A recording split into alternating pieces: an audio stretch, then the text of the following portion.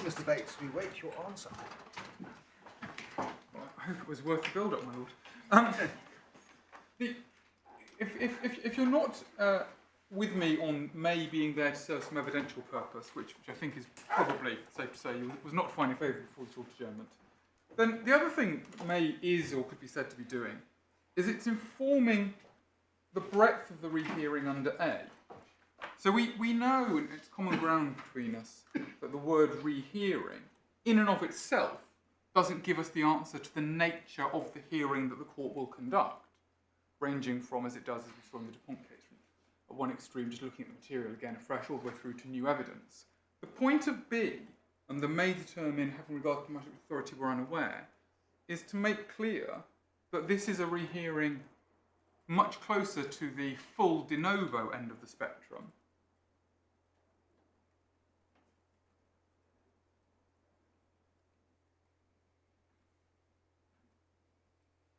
And what I'll submit with a footnote and come to it hopefully in about 5 minutes is that you get some support for that construction when you look at the pre-2004 Act case of Brent and Reynolds, which is cited in a case called Clark and Manchester that I'll come to in a moment. Because what 34.2b is doing, if that's right, that it's showing the extent of the rehearing, is it's codifying a decision of this court in Brent and Reynolds. But before I come to that, can I just, before I leave the construction of subparagraphs 31 and 34, it seemed to me before the short adjournment that the concern from your lordships and your ladyship was that it might be possible on my construction for there to be a situation where someone who is not fit and proper is nonetheless granted a licence. And can I just make clear, that could never happen on the analysis I'm advancing. Because on my analysis,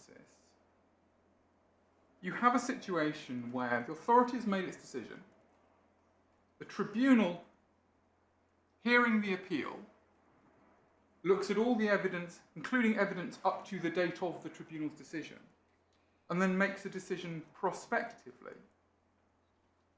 And if you are fit and proper on the date of the tribunal's hearing, why shouldn't that be confirmed by the tribunal, using the language of paragraph 34? The period between the original decision of the authority and the tribunal's decision, no difficulty arises there because that period is covered by section 95 subsection 3 of the 2004 Act, which helpfully we don't have in the bundle. But that's the one that says that it's not you don't commit the offence until the application is determined, whether by the authority or on appeal. Section 95(3). Sub 3.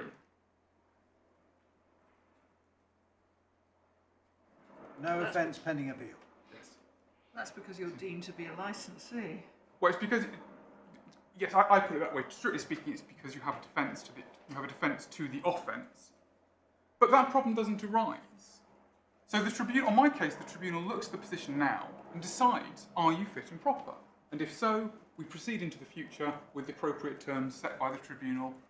On that analysis, the tribunal is not deciding whether the authority was right or wrong to find you were fit and proper. It's deciding for itself whether you're now fit and proper. Well, it's carrying out a rehearing. And in that rehearing, it's having regard to to matters of which the authority was unaware, and then having regard to those matters, it confirms, reverses, or varies the decision of the authority. Can I repeat, Mr. Bates, it is not therefore deciding whether or not the authority was right to decide that the person was or was not fit and proper. No, my lady, and that's because that's not the statutory question. Right. The statutory... So it's not in any way reviewing or rehearing a decision that's already been made. It's making a decision for itself. It's conducting an... I appreciate this is just repeating the statutory language, but respectfully, this is the safer answer. It's hearing an appeal by way of rehearing, at the conclusion of which it confirms, reverses, or varies the decision. Well, why should it be confirming, reviewing, or varying any decision? What's the purpose of there being a decision if it's not actually deciding whether that decision was right or wrong. The difficulty I have with that proposition is that you're giving to the appellate court the decision-making power for itself based on everything that comes up to the date of the appeal. It is truly de novo. Well, yes, I am. To which I say, firstly, that comes from the language. Rehearing, capable as a matter of language of including de novo, capable of having regard to matters of which the authority were unaware. The tribunal must then decide which of those three outcomes is the appropriate one. So why is it bothered with what the authority decided in those circumstances? Why does that matter in the slightest? Because you have to start somewhere, and that's the decision. But on your construction, the FTT does not have to ask itself whether the local authority's decision was wrong. It simply is not a relevant question. Well, but here we start to get into the case law across the various licensing fields. You referred to Hope and Glory, we see it in some of the others. The authority's decision is the starting point, because it has to be. And why? Why should it be? Because there's nothing else against which you can appeal. There's nothing else that gives the tribunal jurisdiction. It's the decision of the authority that gives the tribunal the right to hear the appeal. But that's just a matter of history. But also the content of the decision matters, because of course we need to know what you're appealing. Are you appealing a fit and proper element? Are you appealing a conditions element? But in most appeals, the dichotomy is either it's an appeal by way of pure review, in which case the question is, was the decision one that was open to the decision maker lawfully to take within the range, or it's an appeal, proper appeal, substantive appeal, in which case the decision usually for the appellate tribunal is, was that decision right or wrong? Now, it may well be that there is a third type, but it'd be a very unusual type of appeal. Let me come to that in one moment, if I may, because that's where I want to go to Clark and Manchester and then Brent and Reynolds' case. Sorry, my lord. Just before you go there, I mean, is the situation you describe, in fact, if we saw it this morning, I thought, in Dupont, in paragraph 96, which deals with the meaning of rehearing under the CPR from 2000 onwards, where at paragraph 96, Lord Justice May said, on such a rehearing, the court will hear the case again. It will, this is a rehearing in the fullest sense of the word, such as Lord Justice Brooke referred to in Tanfan's case. On such a rehearing, the court will hear the case again. It will, if necessary, hear evidence again, and may well admit fresh evidence. It will reach a fresh decision, unconstrained by the decision of the lower court. So, just pausing there, the answer to my lady's question would, I think, be yes. And then, although it will give to the decision of the lower court the weight that it deserves, that appears, so the answer is, as I would understand it, if that were right, if that's the meaning of rehearing as used in this post-2000 statute, for example, yes, it's a fresh decision, unconstrained by the decision of the lower court, but giving the decision of the lower court the weight it deserves. My lord, yes, and perhaps now, rather than carry on with some other side points I wanted to make, let me then take you to Manchester and Clark and to the Before you do, just Act. one final question. Sorry to bombard you with them, but that necessarily means that you could have a situation in which the local authority, perfectly properly, on all of the information before it, decides that somebody is not a fit and proper person to hold a licence. That decision is unimpeachable. And yet, on the basis of something that has happened which the local authority knows nothing about, which occurs after the event, on a fresh hearing it could be decided, irrespective of that decision, let's tear that decision up, and on appeal we'll make a fresh decision that they're now fit for a person. Yes, and that must be right, mustn't it? It is, and that's not a million miles away from how it could characterise what the FTT did here, and they were right to do so. Is there any cost sanction for an unsuccessful appeal? No, in the tribunal, the only power it has to award costs between the parties is wasted costs in the traditional negligent lawyer sense, or unreasonable conduct. And the Upper Tribunal has set that unreasonable conduct threshold up very high. You've effectively got to So there's quite an incentive for somebody who is refused by the authority to appeal in any event on the grounds, on the basis that something might turn up before the matter is heard, and decide whether to give it a run, or at least seek to change the position between the data, between the decision of the authority and the hearing of the appeal, by doing things differently or solving problems that the authority had identified. To which I would say that's certainly plausible. Human nature being what it is, I'm sure someone would do that. But secondly, there's nothing objectionable to that either. But the aim of this scheme of legislation, in my respectful submission, is to get properties into a state where they're safe to be occupied as rental homes. If the reason why this property is not safe is, let's use a different example, 1 million miles away from this, inadequate number of fire alarms. A process that results in someone buying the requisite number of fire alarms so that it's now safe is a good process. It achieves the policy aims of this part of the legislation to produce safe housing. There's nothing in my submission improper about someone being told that there's a particular defect in the property or in their own management abilities and improving it. And then there's nothing improper about an expert tribunal deciding that's been sufficient.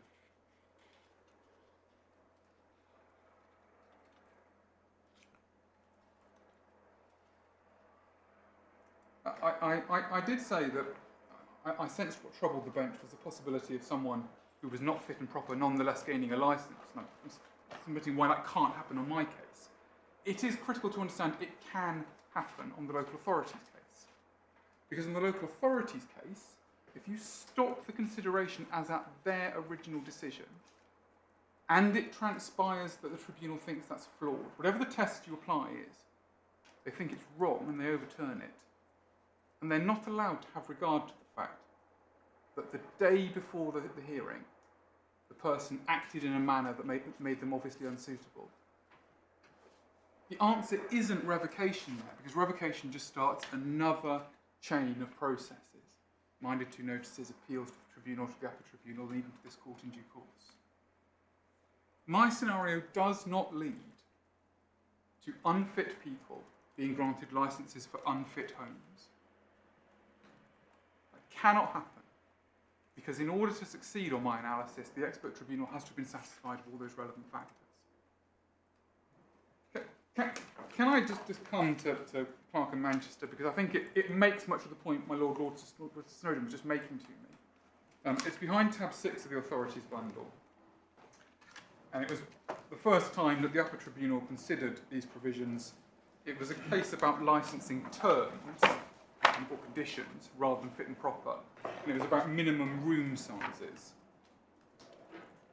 And Mr. Justice Fancourt relies heavily on this, and I say he was right to do so.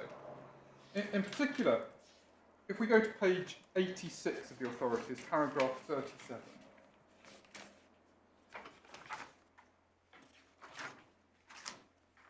The Deputy President, Mr. Rogers, Queen Counsel, starts off at 37 with the DuPont case, identifying the fact there's a range of rehearings, from rehearings in the fullest sense of the word, involving the appellate decision maker treating the matter that arises for the first time, opportunity to rely on fresh evidence, etc.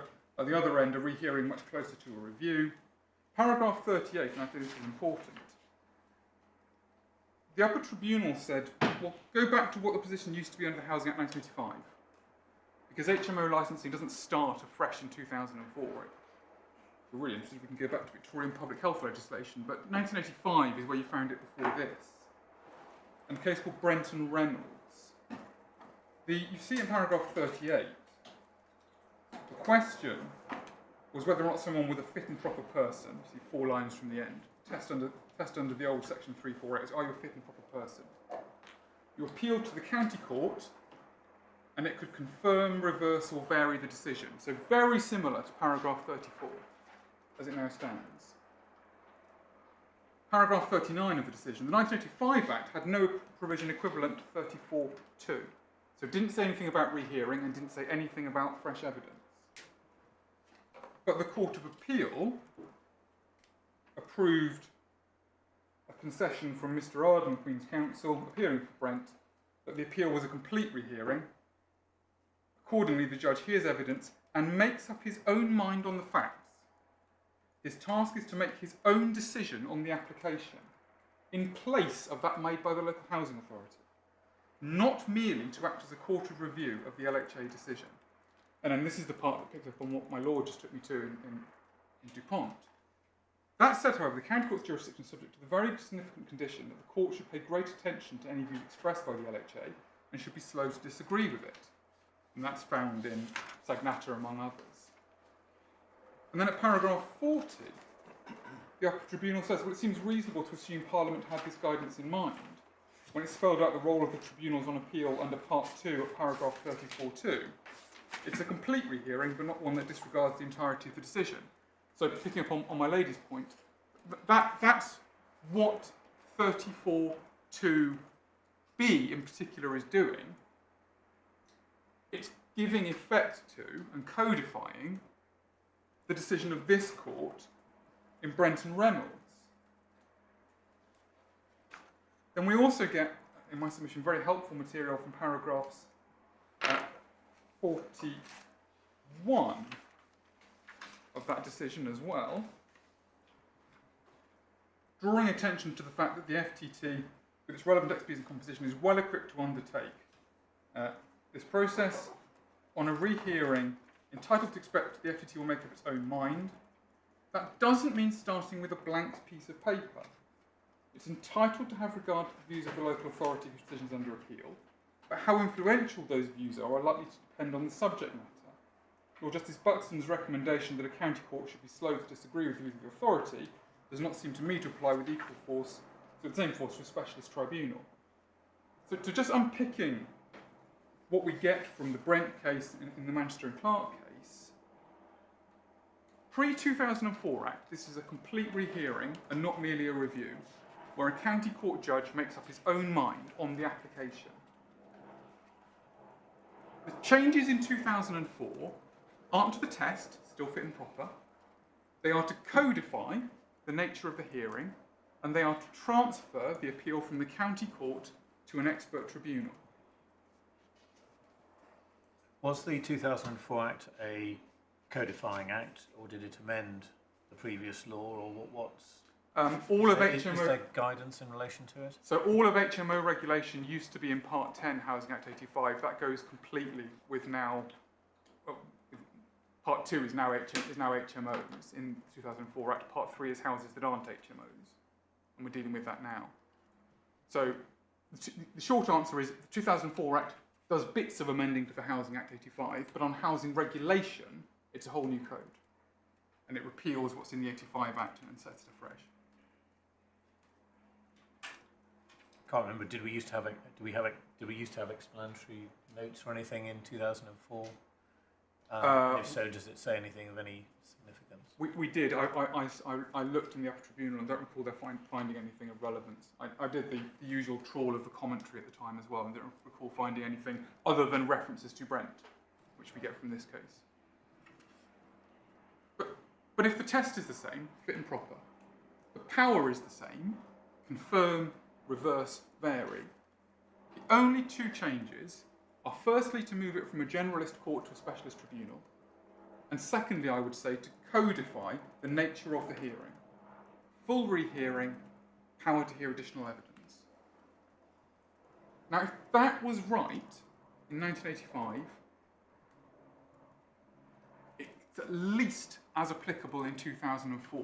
Or to put it another way, there is no principled reason why a county court judge, on the same test with the same powers, got to make his or her own decision, but an expert tribunal does not. This is not a narrowing statute.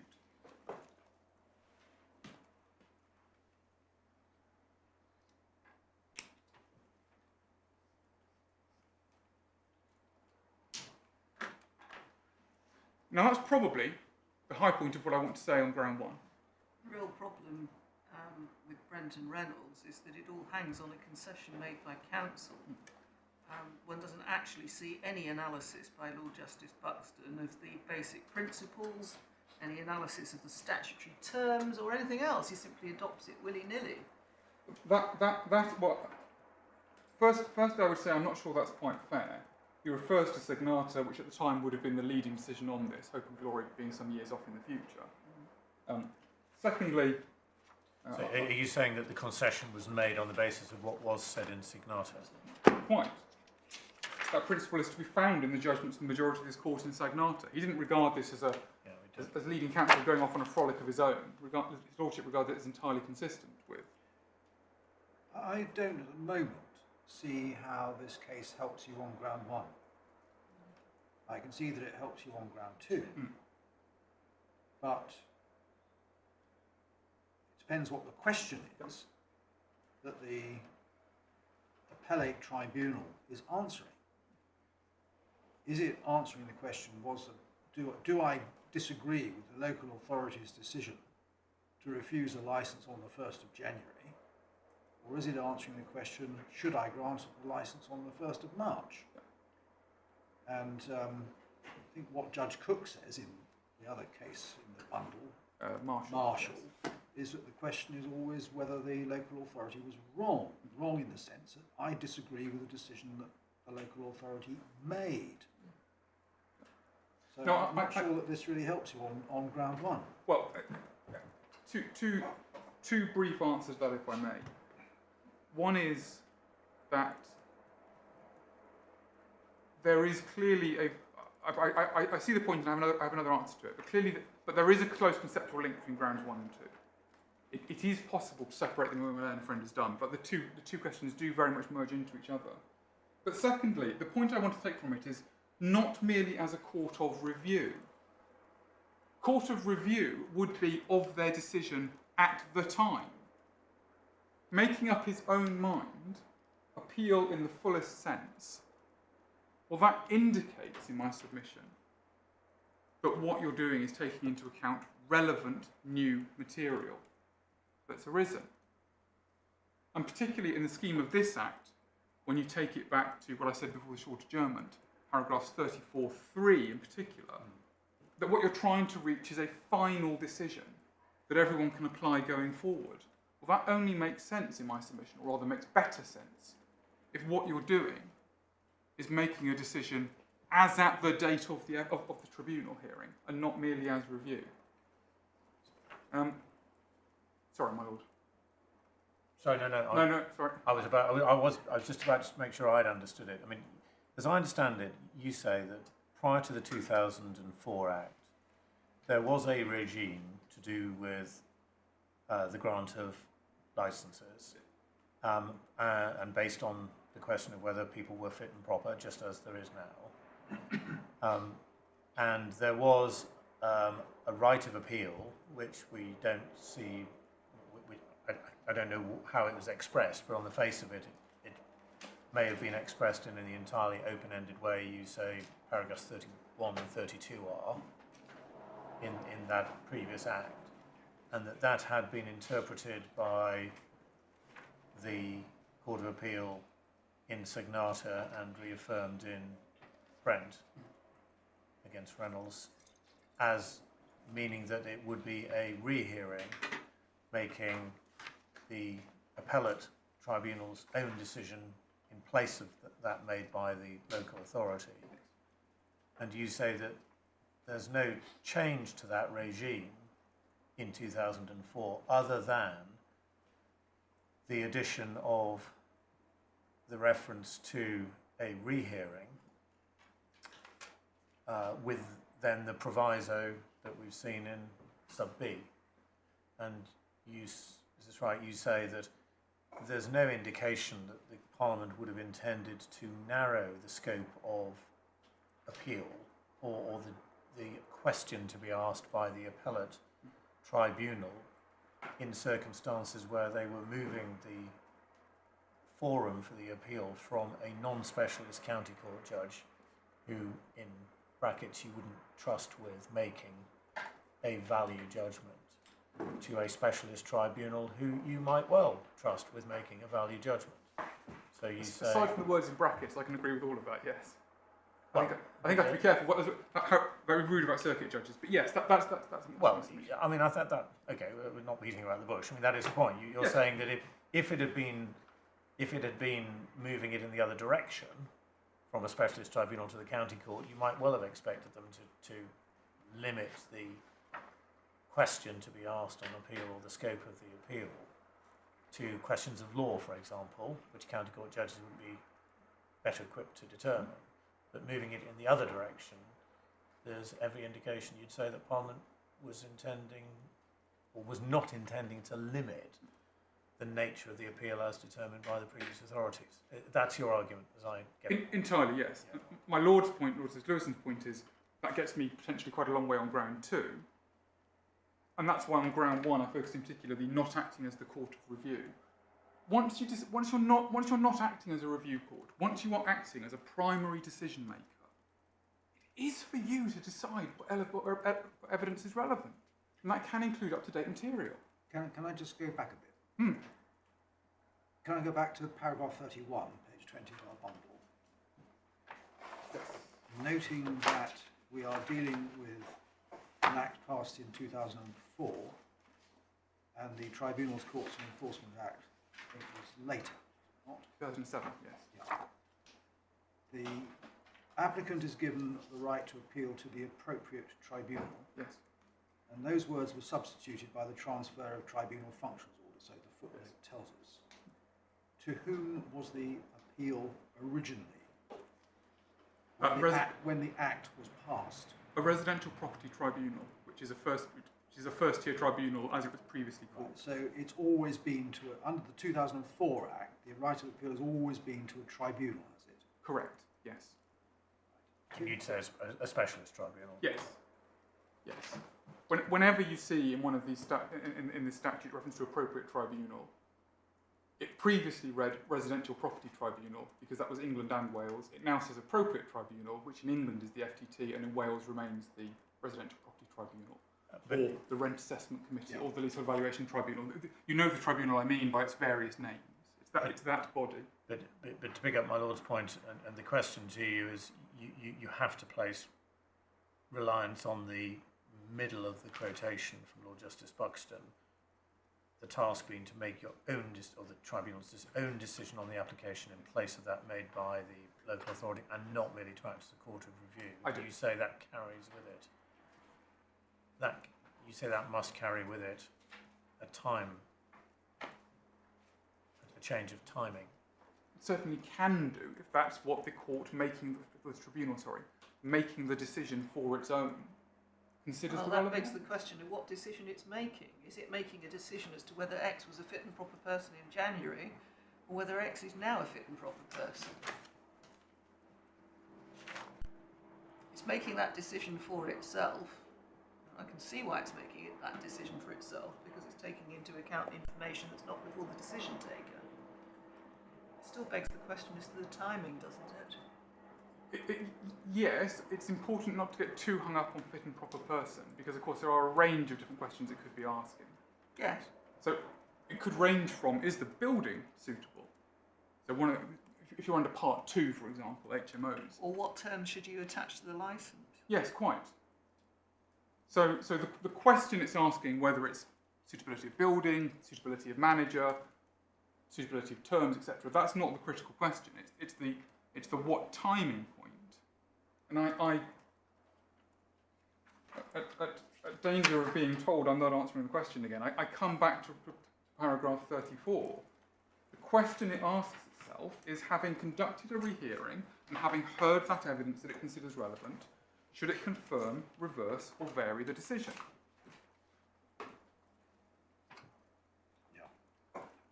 I think, my Lord, before I move on, you asked about the wording of section 348.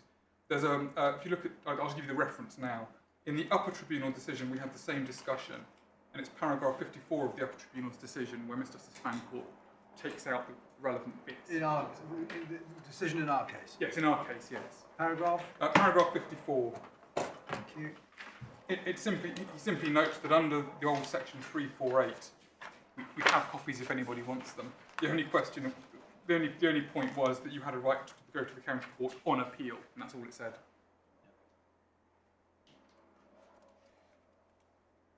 Yeah. So there was nothing limiting it to point of law or similar. It was just the county court on appeal. Yes.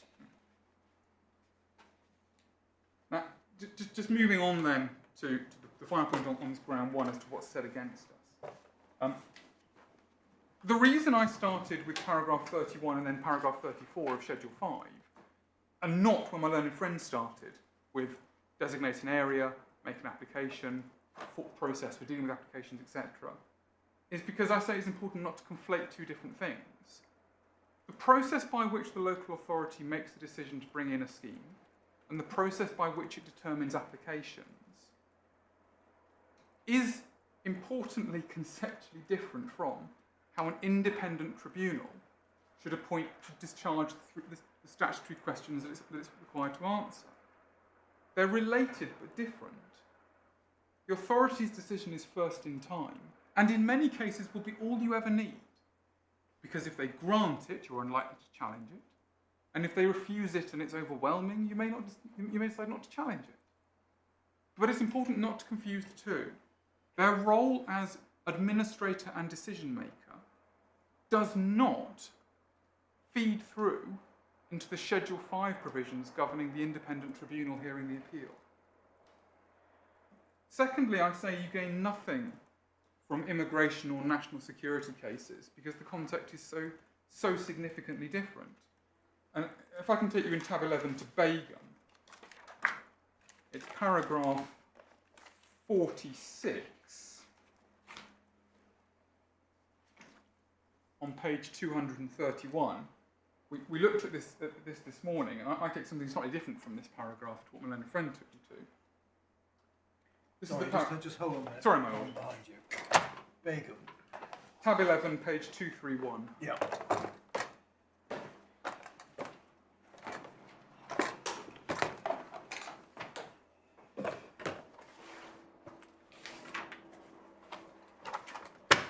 And I draw particular attention to the third sentence starting at one extreme, all the way down to the end. All Lord Reed is saying in that paragraph is that the word rehearing has a range of meanings and the meaning depends on the context. Well, quite. Context is everything. And decisions involving national security or immigration cases as to whether someone's presence in the UK is conducive to the public good are very, very different kinds of decisions to whether or not someone is a fit and proper person to be allowed to rent their property out. The immigration cases don't tell us any general rule of law for all appeals from public body decisions. They tell us to look at the context. Well, I think it's a bit broader than that, isn't it? Because the first case that Lord Reed refers to after his statement of general principles, John D., that was a case where the statutory provision was where it appears to the commissioners requisite. They could order security. And Lord Justice Neal says the question for the tribunal was not whether it appeared to it, the question of provision of security was requisite, it's what appeared to the commissioners to be requisite. So that's where Mr. Underwood gets his context from. That is that the whole statutory scheme is where the local authority is satisfied with this, that, or the other thing. I agree, but that's why I say you go to Schedule 5. That's the appeal provision. Yeah. And the appeal provision tells us that it's the tribunal that decides which of those three things to do to the authority's decision, and importantly, can direct it to issue licences on such terms as the FTT thinks fit. Perhaps rather than saying context is everything, what I should have said is, it's the wording of this statute. Yes. And it's paragraph 34 of Schedule 5 that is the answer to this question. informed, as we say, by paragraph 31, no limit on the grounds of appeal, informed, as we say, by the history.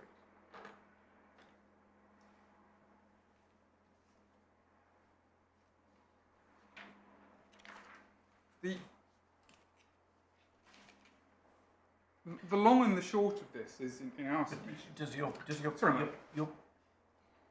Your reliance on 34.4, could be set against you, couldn't it? I mean, it probably is that the tribunal could simply form a view as to whether the authority was right or wrong on the facts as known to the authority. It could decide whether the decision was right or wrong, including facts which weren't known to the local authority.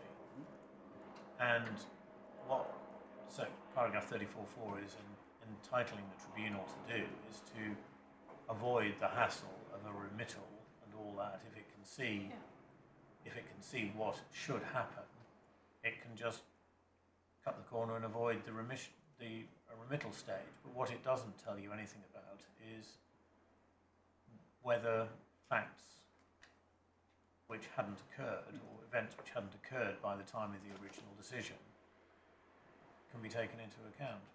It does, albeit by a slightly roundabout route. What 34.4 does is show you that at the end of this process there should be a final decision on a complete licence, including who holds it, i.e. are they fit and proper, and what are their terms. Well, it may be. The tribunal could remit. I struggle with how it would remit in the absence of an express power to do so. In my submission, if I have to go, I don't have to go this far, but if I do have to go this far, I'm happy to say that may is being used there in the sense of must, shall do, because it's bringing the process to an end. I mean, I'm very, very wary to turn this into the may as must or shall discussion. A, because no one's brought the authorities along, and B, because we all know that the context, it ends up being a circular argument. What does the context require? And therefore that tells you what may or must means. But what it does... It's strange if it couldn't send it back. Well, but what it does show, in my respectful submission, is that it should be possible at the end of this stage, end of this process, to get a final conclusion on all aspects of the licensing process. Who holds it, on what terms? I think it must follow from your argument that actually remittal is not something that a tribunal either can do or should do. Yes, I'm not conceding that. I appreciate you may be against me, but I say no. Yeah. It's not a remittal scheme. Yeah. But it's not quash, it's reverse. Quite. It's reverse, and then go on to work out what the terms should be. Yeah. Yes. What you're saying is you're not saying this. You're actually going as far as to say this is a scheme which excludes remittal. Yeah, I'm perfectly happy to say that. Yeah. You can be against me and still find that what the tribunal did in this case were right. Yeah. But I don't offer that up as an alternative. No. I say this is tribunal makes decision is final on all points. That's how it works. And so by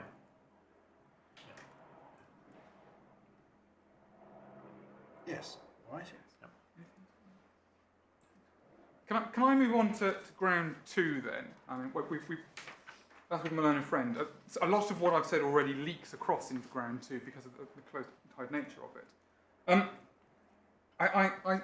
You were addressed at some length by Malone and Friend on the inferences that should have been drawn from the fact that the parents didn't give evidence in this case. I do just gently note that's not a criticism one finds in the grounds or the skeleton. In the grounds and the skeleton, the point is the one he ended with, that it's not open to the FTT to, quote, simply disagree with the decision of the tribunal. Respectfully here, there's no better answer to this than to look at what the tribunal actually did. Not the Upper Tribunal's summary of what the FTT did, but what did the FTT actually do? And in the main bundle, if we go to page 89, we have the FTT decision.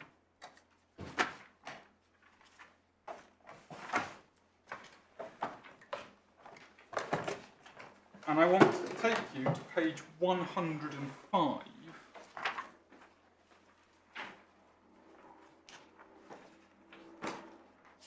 and it's all of paragraphs 80 to 95, where they examine the evidence the authority relied upon and the inferences that should be drawn from it, the evidence they heard themselves and what conclusions they reached from it, central government policy, local authority own policy on how this should work. This is not simple disagreement. This is, in my respectful submission, a closely reasoned, very well expressed tribunal being fully appraised of each side's case and making a merits decision. So I won't take you through it all, but I will ask you to read all those paragraphs.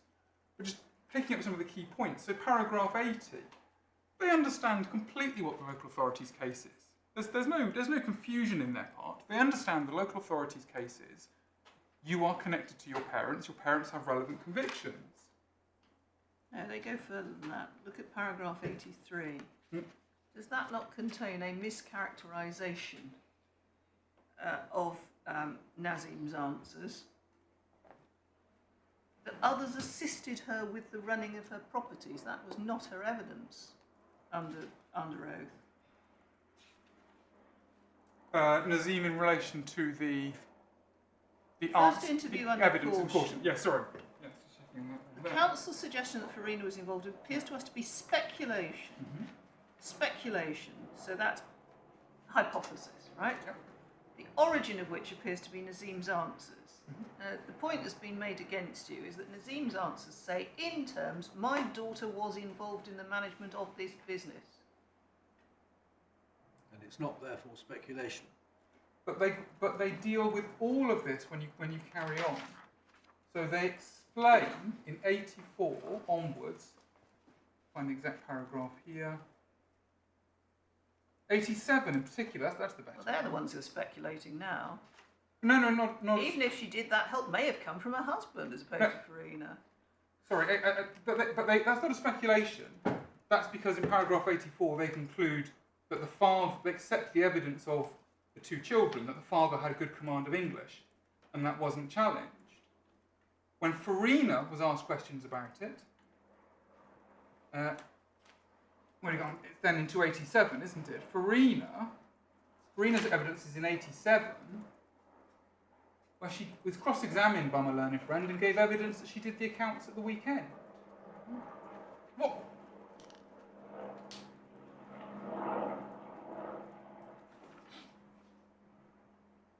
This is one of those cases, respectfully, where the local authority are inviting you to do the kind of appellate island hopping, as I think my lord said in one of his judgments, that you frequently caution against. The reason I'd asked you to read all of 80 to 95 is you see the whole panoply there of evidence they looked at, including that intangible evidence that, again, this court stresses as being important so often, demeanour, how someone answers questions, etc. No one disputes that a properly directed tribunal could have come to a different answer, but that's not the question. Having read all the evidence, having heard the witnesses, having the local authority free to invite the authority to draw any inferences that they say should be drawn, and it's not a criticism of the FTT that's advanced by my own friend, that they failed to deal with a request to draw an inference or anything like that. This is one of those cases where, respectfully, the trial judge's decision and his and the two of them, the surveyor and the legal member, their decision is entitled to the normal degree of respect. But it's not a trial, it's an appeal.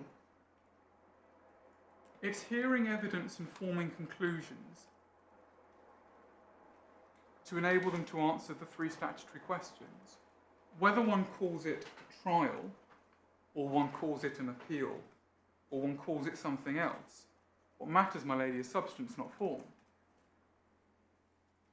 And I won't take you through all of them, but those are the 15 paragraphs. Yeah. And I do gently and respectfully say, thinking of the number of appeals conducted by first instance tribunals in all manner of licensing cases, I'm sure some have made their way to this court on occasion before. I suggest you very rarely see judgments as detailed as this coming from the magistrates' courts and similar. This is an excellent judgment by people who are entitled to make that decision. And it's not simply disagreeing. So the simple disagreement phrase, I think, comes from the Upper Tribunal. But the Upper Tribunal, and just for your note, we don't need it, it's paragraphs 69 to 78 of the Upper Tribunal's decision. All His Lordship is doing is summarising the decision. This is the primary material. This is what matters. That is a perfectly permissible decision for them to come to. So I think Mr. Underwood's point here really was that although he accepts that it was open to the FTT to come to a different conclusion than that the authority raised, they really ought to have gone into more detail about why they disagreed with the authority and why they, the FTT, discounted the direct evidence of Nassim, which was the foundation of Mr. Beech's view. And they didn't. So you say, well, they did when you look at it, when you actually look at what they said. I take it then that you're not necessarily supporting Mr. Justice Fancourt's view that it is enough for the FTT simply to disagree. Well, if they are going to disagree with the view formed by the authority, they must explain why they disagree, but you say that's what they did. So this is where grounds 1 and 2 closely interrelate. Because the way I have conceptualised ground 1 in my head is that in substance what's being asked for is that the FTT should conduct something akin to a judicial review style approach. Respect for the primary decision maker. Is there an error of law in the material of the decision? Well, no, I don't think it is. I think ground 1 is saying that the question for the FTT is, was the local authority wrong at the time when it made its decision? Ground 2 is, in order to decide whether the local authority was wrong, the FTT may disagree and therefore conclude that the authority was wrong, but it must explain why. I have no difficulty with the proposition that they are entitled to disagree. That seems to me to flow from how I interpret paragraph 34. Yeah. Do they have to give adequate reasons for that? Yes, of course. But this isn't an English and Emery appeal on inadequate reasons. No. So then it simply becomes a question for you now, 2 stages removed, whether what they had there was enough. And respectfully, Mr. Fancourt was right here. It is enough. Yeah, well, no, that's not what he said, though, is it? He said it was simply open to them to say, well, we disagree, which is not necessarily enough. Well, once you conclude you disagree, you obviously have to give reasons for that disagreement. It would not be a lawful decision by any decision maker simply to say, I disagree, full stop. You have to give adequate reasons for the process, for your decision.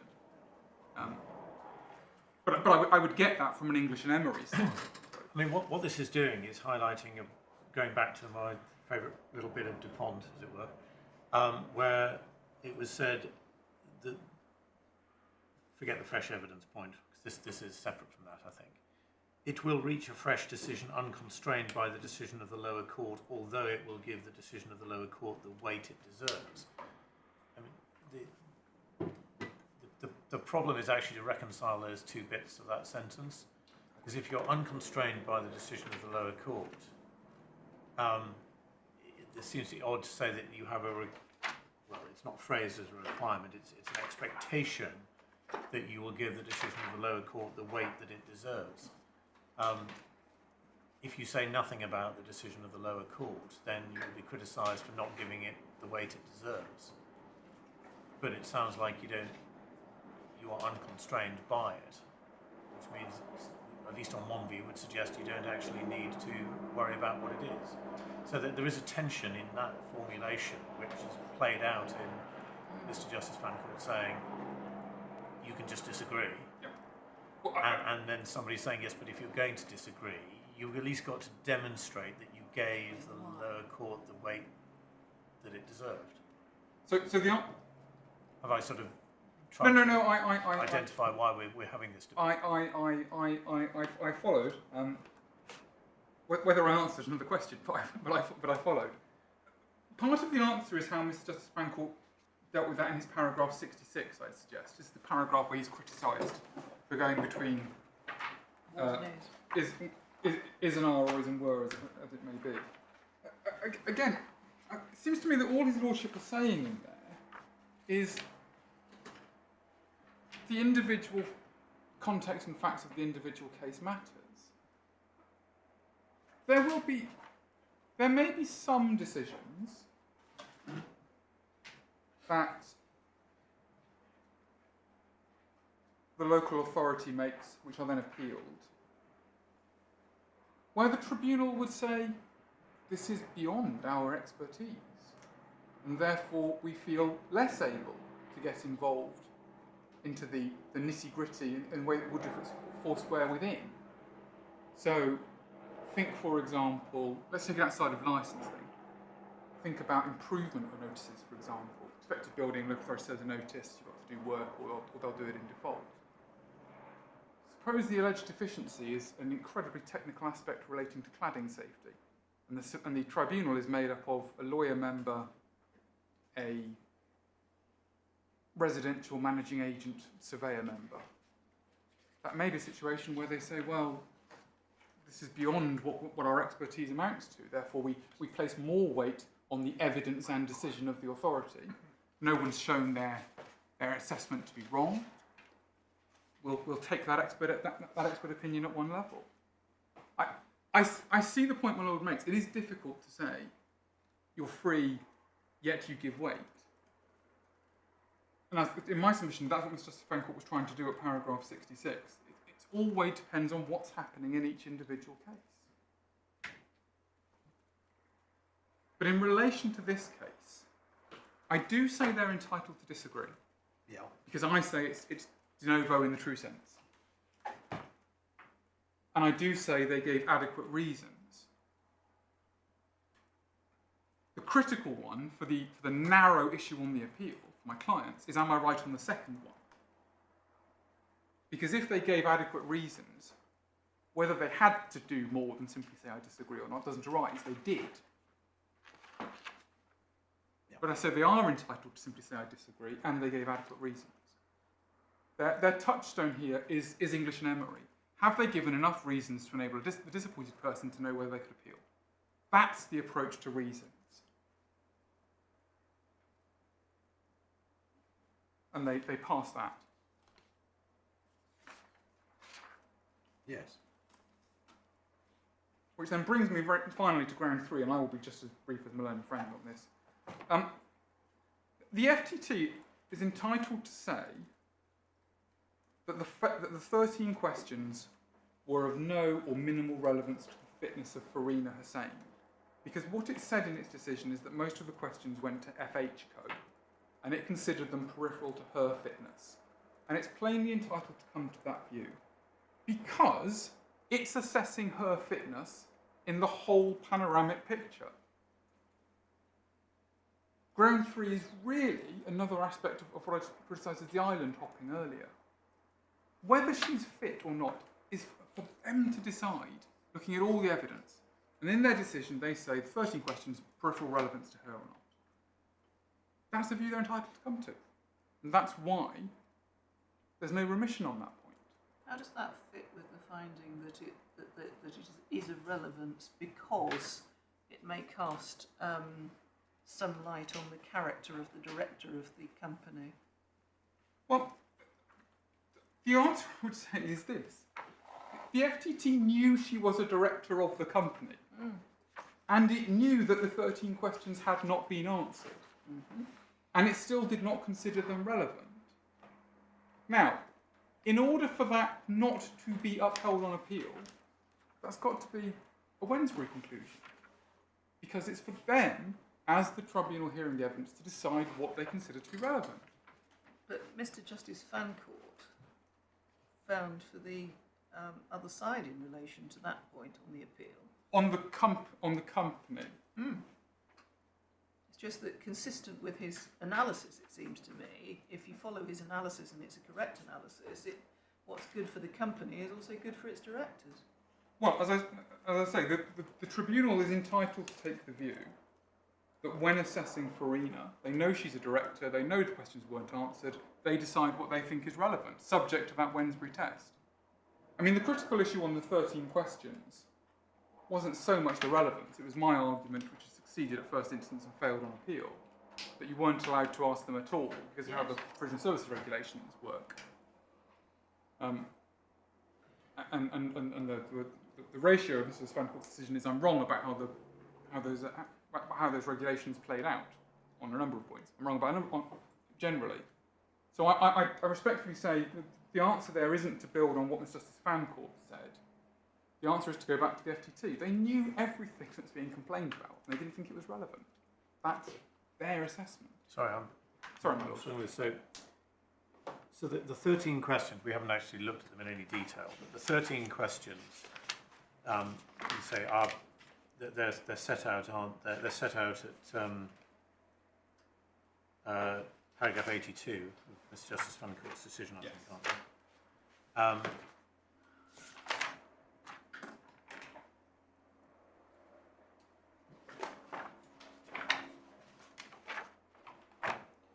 They are, in fact, they're slightly mixed bag, aren't they, anyway? But it's focusing on the ones that relate to FHCO's business. If somebody who's a director of a company who's made an application for a license refuses to answer relevant questions, are you saying that factor of itself is irrelevant to their own personal fitness to hold a license? I'm saying what's relevant to their fitness is a matter for the tribunal to decide. It would. I anticipate this is not an answer that's going to find favour, but it depends on what's in the questions. It depends what they're getting at. Whether someone is fit is a question relating to that person and the evidence that's relevant to that person. I can see scenarios in which failure to answer questions might be relevant, and I can equally see scenarios where a tribunal could say they're not. Nearly all the questions actually relate to her and not to the company. There are questions about whether the company own the properties, whether they own any of the addresses, how many properties they manage, and where does it trade from, how many staff, etc. Management agreement, but quite a lot of the questions are about Farina herself.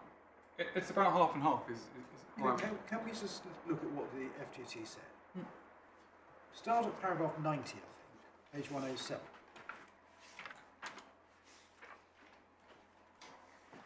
So they say, as to Farina's failure to answer the 13 questions, those questions were asked by the council to consider FHCO's suitability, not asked in the context of the council's decision to revoke Farina's licence.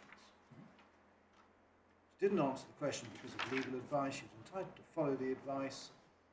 Even if the lack of response is relevant to the company's fitness, we can't infer from it that Farina is not herself a fit and proper person.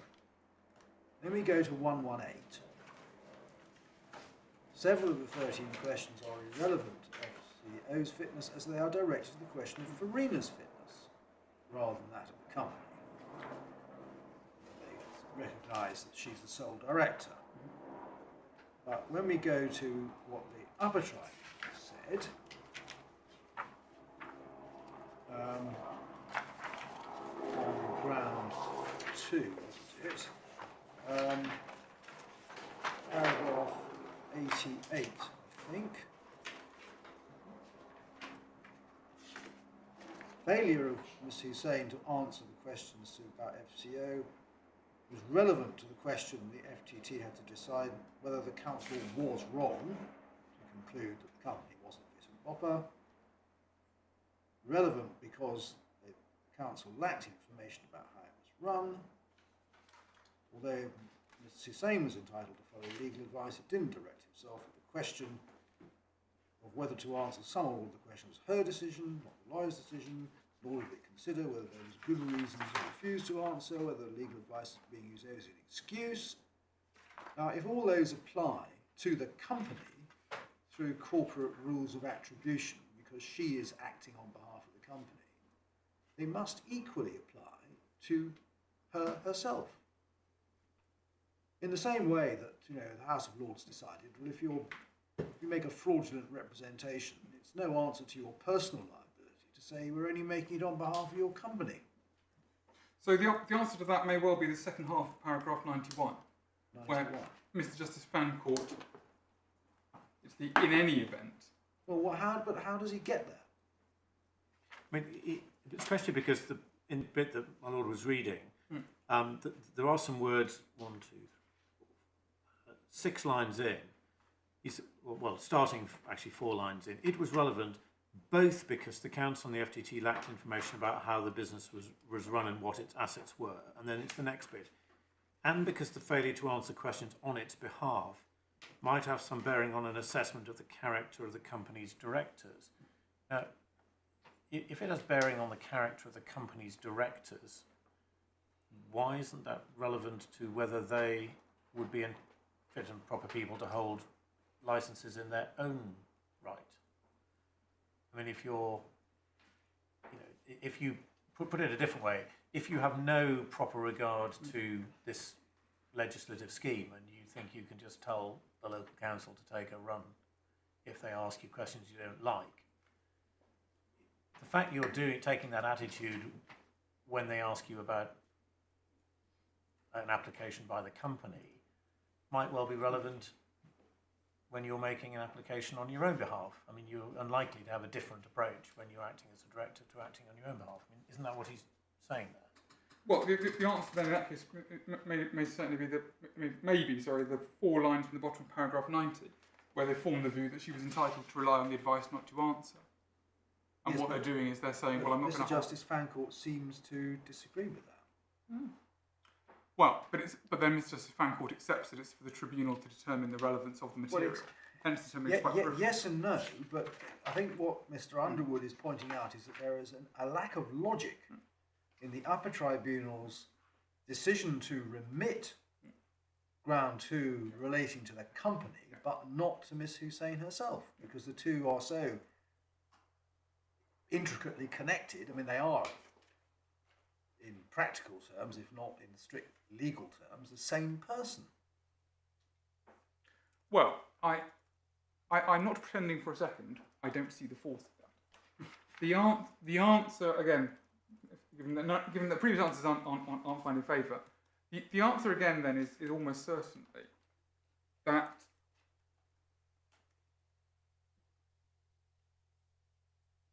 the tribunal, in making that assessment of Farina's fitness, has done so at paragraphs 80 through to 95, and the reference I gave you earlier. In light of those conclusions, they are entitled to come to the view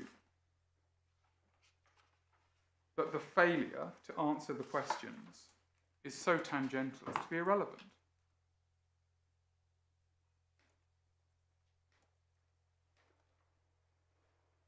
To put it another way, having heard her give evidence and heard her answers, they're entitled to say, this one point where she didn't do anything doesn't take us any further.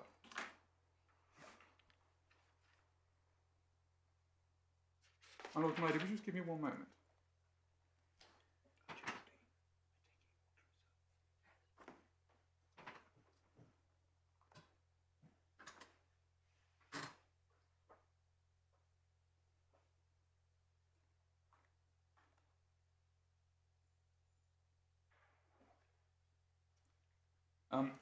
I'm reminded as well, it may also have been, although I appreciate the tribunal doesn't say this, so I am making bricks with straw, but of course Farina only had the one property in her own name, whereas FHCO had others. Yeah. So if we're looking at it on a totting up basis, you can see why FHCO may have some difficulties, because it was, I think, Well, one can also see the practical aspects of it, because it was the one company which was supposed to be dipping the toe in the water, so she said, and the licence in fact had expired, a point which seemed to be lost on the First-Tier Tribunal, but Mr Justice Fancourt pointed it out. As a result of which, if she was basically saying to the council, well, any further licences would be through my company anyway, might be regarded as purely academic from that perspective. So they may not have articulated it as clearly as that, but that might have been what was going through their minds. quite possibly, my lady. I'm not sure I can say anything else of positive assertion on ground 3. I mean, there is something said in the was the First-Tier Tribunal right or wrong to say that these answering the questions was voluntary, or the provision of the information was voluntary? Yes. Right. So there's the way it had come about as a result of the Upper Tribunal's appeal. The way we must approach those 13 questions is that they were an exchange of questions in the course of the possibility of settling the dispute. Yes. So that's how we have to characterise them going forward. So therefore they must have been voluntary. As I understand it, there was no lawful basis on which the authority could have asked those questions at the time of the original licence application. Well, that was the argument that you put forward. That's the effect of the Gaskin That's case, the effect of the case. And therefore, the only reason that it became legitimate to ask those questions was because Farina was putting forward a settlement proposal. The settlement proposal involved FHCO being granted licences for all the properties, as I understand it, not a question of her getting her licence back. But so the concentration was on FHCO, but a number of the questions were asked about her personally, because she at that stage was the only director of FHCO, and Tina, I've forgotten her surname, but Tina came in later, I think. That's right, ma'am. Yes. That's. I think that's both right and a fair summary of where we get to after the Upper Tribunal decision. Yes. But my lords, my lady, unless we have any further assistance. No, thank you very much. Yes, Mr. Underwood, do you wish to reply? Please, shortly. First of all, can I put right what I didn't do properly this morning and get handed up copies of the letters, the minded two letters, yeah. And as my Lord Justice Snowden feared, they did not put directly the point later taken. Where should we put these? They're provisionally numbered at 5, 4, 8. Supplement. Put my glasses on and tell you more accurately. Oh no, sorry. Got numbers all over them. Thank you. Supplemental bundle.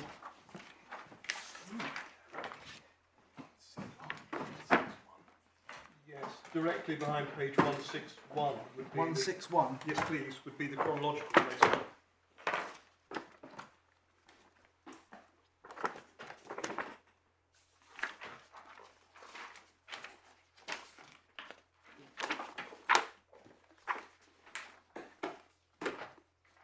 You call these 161A and B. Exactly. 162 is in fact the response.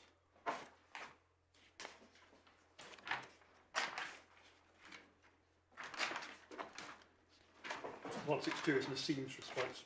One's the revocation letter and the other's the refusal letter. Yeah, exactly. And essentially both say what they say in bold, the convictions.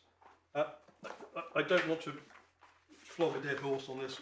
Can I, in respect of the picture that emerged to the local authority by the time of making its decision, which bears on Farina's response there, could I invite your attention in due course to her no comment interview and what was put to her in the no comment interview, which was that unless she explained it, it could be taken that she had actually had a hand in putting the applications in. Right. So that she was at least alerted to the prospect that the local authority had her more strongly in the frame than just related. Sorry, can you just put that into the chronological sequence? Yes. Pre or post decision? Oh, pre. Pre. Yeah. So So before the no- decision, the local authority had interviewed so- everybody. Is there a reference to that? Yes, of course. Her interview starts at page 70 of the supplemental bundle. And again, it's no place in a reply to be opening documents like this, but if one goes through that, you can see she's asked about involvement in the properties, asked about any involvement in making applications. Yeah. And there's a point put to her, an email apparently from her mother, says, if there is anything else you wish to clarify, please do feel free to contact us directly, is put to her, and the question is put to her. It refers to us and we a lot, like it's a collective.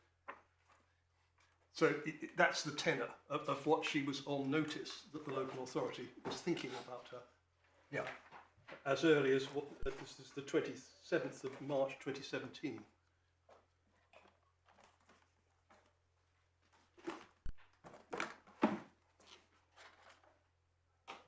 Can I make three points in reply? The first is to attempt to demonstrate that Clark and Manchester is a complete red herring. What's said is that the 2004 Act codifies the concession made by Mr. Arden, Queen's Counsel, in Brent and Reynolds.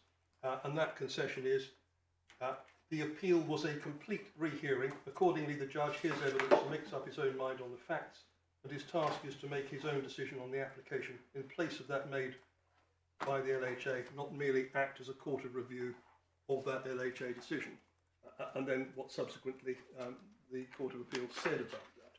Well, had that been true, that's not what paragraph 34 would have said. Either paragraph 34 would have used the phrase complete rehearing, as is in that concession, if it's supposed to codify it, or paragraph 34 could not have contained the proviso. Well, it certainly wouldn't have had the word but at the end, would it? Precisely. So it cannot be a codification. And the rationale for that is that the 2004 Act was not codifying. The selective licensing regime was introduced by the 2004 Act.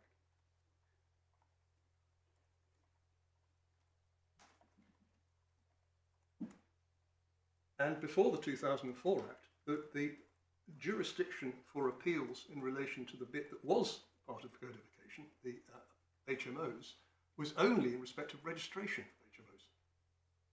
So it was a tiny jurisdiction, nothing to do with fit and proper, etc.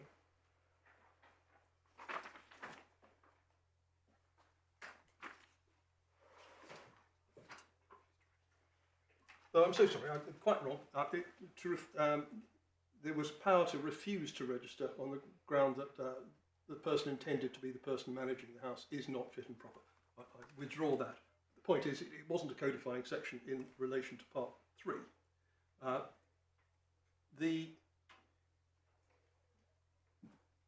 That then goes to my second point, that the structure of Part 3, including the whole selective licensing decision by the local authority, is immaterial to a construction of the appeal process.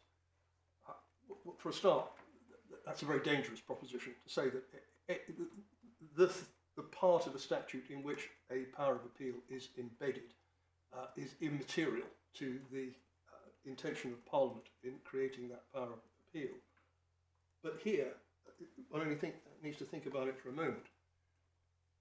The structure is that the local authority can only decide on selective licensing if it believes there is a purpose to be served in doing that.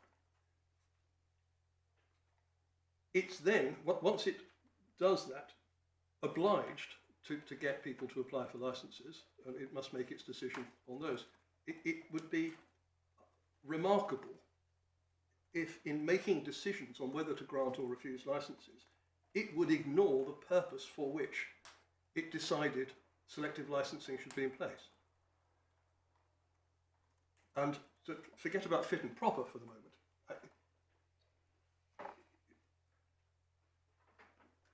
Assume it wanted to impose conditions on the licence with a specific purpose of attempting to support the intention it had in selecting an area for registration in the first place. You mean improving the social environment or whatever? Precisely.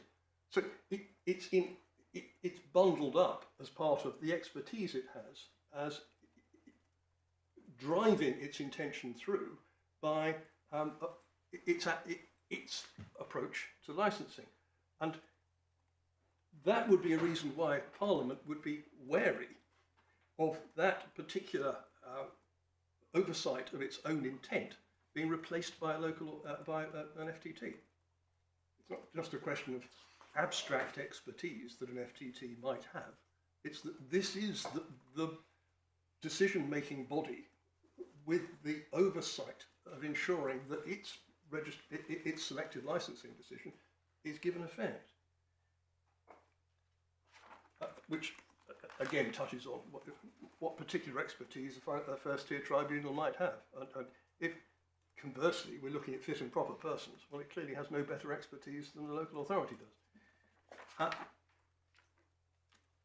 My third point is that ground 2 is just a reasons point. Well, one needs to be very careful about reasons. I mean, the rationale for any tribunal giving reasons is for somebody to understand what was in its mind, to ensure that what was in its mind was lawful. And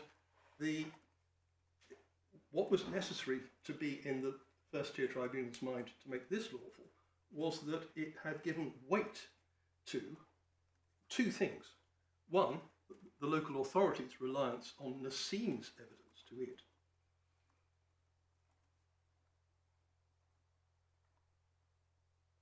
And secondly, its own inability to judge Nassim's credibility because it didn't see her.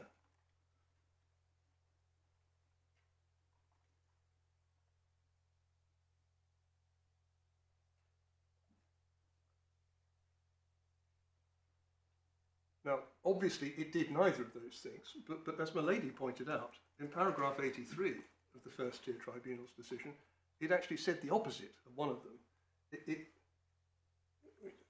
Pick it up again.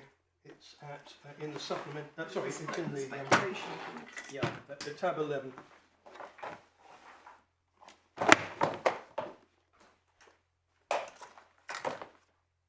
Page 105. Para 83. Yes. The Council's suggestion that Farina was involved appears to us to be speculation. The origin of which, so the origin of speculation, appears to be Nassim's answers. That is absolutely hopeless if you're giving weight to what the local authority actually relied on. And of course, completely ignores the fact that the tribunal had no way of judging Nassim. So yes, it's a failure to give reasons, but underpinning that is, or underlying that, is a failure to understand what weight it should have given. Well, it's not a failure to give reasons, is it? It's giving reasons which are legally inadequate, you say? Yes, quite. Because they don't apply the law correctly. That would be the way I put it, certainly. They don't apply the law correctly. So, with that crashing denunciation, that's all I propose to say. Well, of course, I'd be happy to touch on anything else. Thank you very much, Mr. Underwood. Well, Thank you. Thank you both very much for your very helpful arguments. This is obviously an appeal of some importance, so we will reserve our judgment. You will get drafts in the usual way. They come with a fierce embargo, which means what it says. So no distribution of judgments except to those whose names and email addresses are submitted to the court. That will be your opportunity to correct our English, but not our reasoning, or introduce new points. We would hope in the light of the draft judgments you will be able to agree an order disposing of the appeal, but if you can't agree a form of order, please make short written submissions and we will make the form of order that we consider to be appropriate in the light of that judgment. Judgment will be handed down remotely and electronically, so there will be no need for any further attendance. That's kind. Thank you very much. Thank you all very much.